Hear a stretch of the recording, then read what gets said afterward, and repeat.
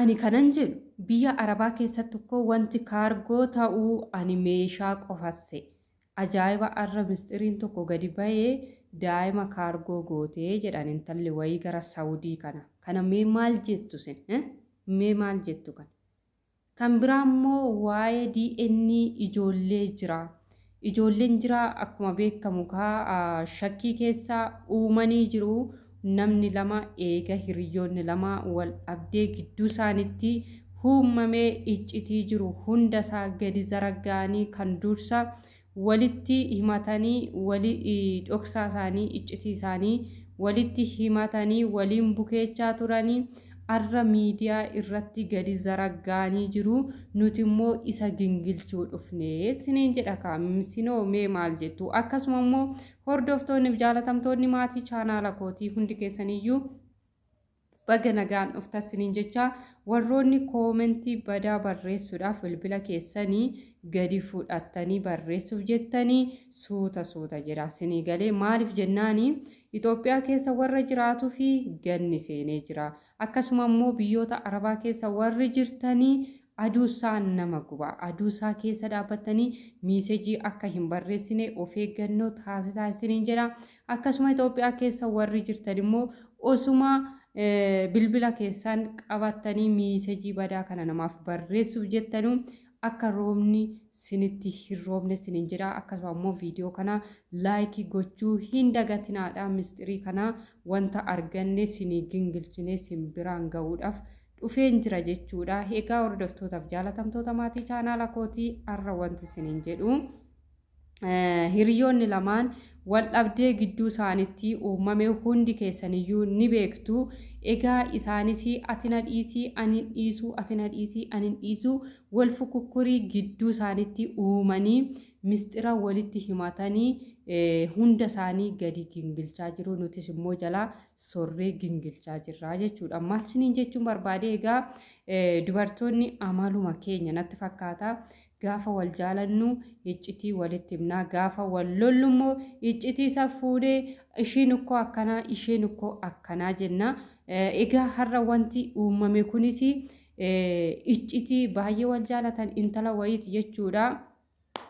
Ishii haadha kooftuu bisantu daa'ima kaargoo godhee jedhanii iccitii kan gadi baastee hiriyaa ishee baay'ee walitti dhiyaatanii baay'ee wal jaalatanii giiftirree gooldii bittee kan kennitee fi isheetu iccitii kana gadi fidee zaraggafee jechuudha. Akkasumas immoo waa'ee faayyoo ijoollee faayyoon daa'ima biyya Arabaatii fuutee galte malee kan jiraa miti. Kanaaf DNA'n daa'ima kanaa maramaramuu qabaa jetteetis immoo kan gadi zaraggafte yookiin immoo mistira kana kan gadi baaste haadha kooftuubii yookiin immoo hiriyaa faayyoo duraaniti jechuudha. Ka odoo amma waliin lolinii nuti homaa gochuu hin dandeenyu nuti wanna dhageenye dubbannaa wanta nu bira ga'e gingilchinaa jechuudha. Isaan kan gadi baasee miidiyaa irratti wal nyaachaa jiru malee nuyi miti. Ani osoo mistirri kun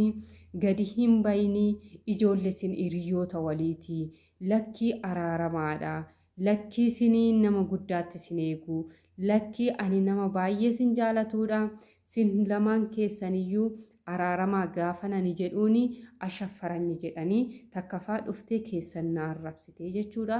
Arra kaammoo mistirri isaanii kun gadi ba'ee gaafa miidiyaa irratti akkanatti afarfamu baay'ee tokko nama saalfachiisa.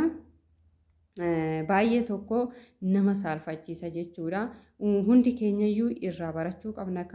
Hiriyaa shamaraa kana walitti inaafnaa guddina walii hin jaalannu. Kana waan ta'eef isaanis amma guddina micoo kanaatti inaafaniiti iccitii kana hunda kaleessa raggafaa jiranii. Walumaa galatti jiraanis DNA daa'ima isaa maramarsiisuu fi gara Finfinnee dhufee jira jechuudha. Intalli immoo daa'ima kaargoo goote abbaa manaatiin irree wal dhabdee biyya kanarree akka hin geenye yookiin immoo akka biyya hin galle akeekachiisa cimaatitti kennamee jira jechuudha. Maaliif jennaanii uummata keessa akkamittiin deemaa maal jedheeni mataa koo ol qabadhee uummata keessa deemaa namni meeshaa kaargoo godha jennaani ani immoo daa'ima kaargoo godhe biyya arabaa taa'ee kanaaf jennaani ani gara Itoophiyaa hin galu namni maal naan jedha jetteeti kan isheen gara Itoophiyaa kana galuu dhiiste jechuudha. Egaa hordoftoota koo wanta akkanaa nama baasu baay'ee tokko nama saalfachiisa. Hundi keenyayyuu viidiyoo kanarraa barachuu qabna siniin jira. Viidiyoon yommuu har'a dukkanaa'uun oolu maaliif jennaani ibsaan baddee jirti. Ibsaan Itoophiyaa keessa badaa miti darbee hojjeta waan ta'eef ibsaan baay'ee hin jiru. Gurruma keessaniin qofa dhaggeeffadhaa isiniin jira.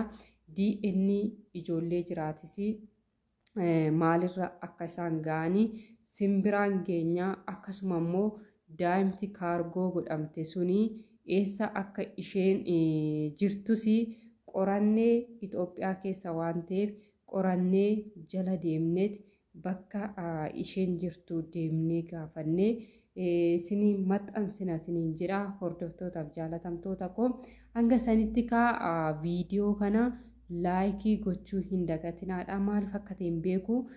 Sabiskiraayibiin kiyyaa olis siqu akkasuma immoo warroonni jiranis warra du'e yaa ta'uu warra bilbilli jalaa badeetu sabiskiraayibii na godhe yaa ta'uu dhufanii ilaalan jechuudha. Ta'ee warra ija hin qabnetu warri ija isaanii arguu hin dandeenyetu sabiskiraayibii na godhe yaa ta'uu maaliif jennaan gaaffii naa ta'a jechuudha.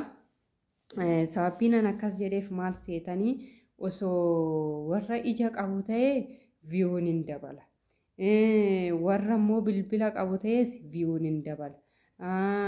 Warra immoo lubbuun jiru sodoo ta'e viyuun hin dabalaa jechuudha. Kanaaf jennaani kan sabiskiraayibii naaf godhe anaa fi warra lubbuun hin jirre akkasuma immoo warra ija hin qabnee fi warra bilbilli isaanii jalaa badetu sabiskiraayibii naa godhe jechuudha. Kanaaf jennaan hordoftoota koo warroonni ija qabdanii lubbuu qabdanii bilbila nagaa qabdanii sabiskiraayibii naa godhaatii koottaa laalaa isiniin jedha. Maaliif jennaani ijji waaqayyotu isiniif kenne. Kanaaf jennaani sabiskiraayibii laayikii sheerii gochuu hin dagatinaa isiniin jedha.